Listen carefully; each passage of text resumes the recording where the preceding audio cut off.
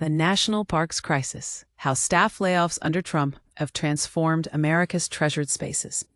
America's national parks are facing unexpected changes as visitors witness firsthand a notable reduction in ranger presence.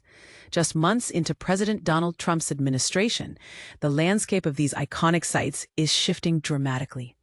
One visitor to Zion National Park shared in feedback collected by the National Park Service, as reported by CNN.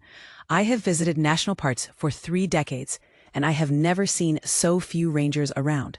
This visitor noticed only one trail crew at the park and found no educational programs available at any of the 5 parks they toured. "We need to rehire park staff urgently," they added. At Yosemite, another traveler noted the absence of rangers at the Hetch Hetchy Reservoir entrance, which hindered visitors from obtaining wilderness permits. Adding more staff would significantly enhance the experience, they stated.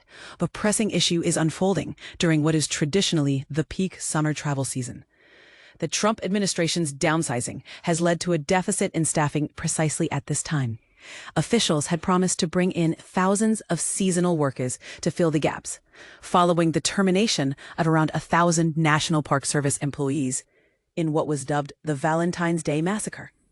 Though the Department of Interior initially announced plans to hire 7,700 seasonal workers and look to fill nearly 9,000 positions, these goals have not yet been met. According to internal data from the National Park Service, provided by the National Parks Conservation Association, only about 4,500 seasonal and temporary employees have been hired. What's more, the total number of full-time staff is also dwindling. By June, the National Park Service had only 12,700 full-time employees, 24% less than at the start of the year.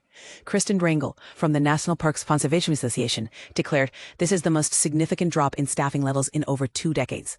Some parks, such as Yellowstone, have boosted their staffing, but with minimal improvement anticipated in other parks. Former NPS Regional Director Kim Hall expressed concerns that park rangers and other staff could become overwhelmed by mid-August. Staff could reach a breaking point, Hall warned. A mistake or an accident is possible. Visitors might engage with wildlife in risky ways because not enough staff will be available to advise them against getting too close to a grizzly bear on a trail. Despite the increasing number of visitors, nearly 332 million recreation visits last year alone, staff shortages remain a critical challenge.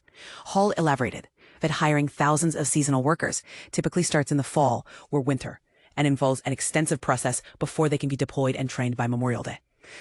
Adding to the turmoil, the recent retirements or early resignations of many park chiefs have left over 100 national parks without their top administrators.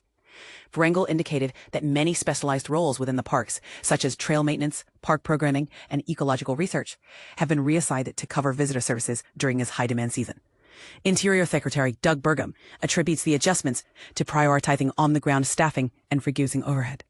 However, internal National Park Service data presents a different scenario, showing that about 80% of NPS employees are indeed working within the parks, performing crucial roles that help maintain ecosystems and ensure visitor safety. As the Park Service faces scrutiny from lawmakers, Interior Secretary Burgum has been asked for a complete list of the staffing reductions since the administration took charge. The department has not provided these details. Park Service employees are worried about potential impacts of the further reductions, with one employee expressing fears of a bloodbath if proposed staff cut plans are approved.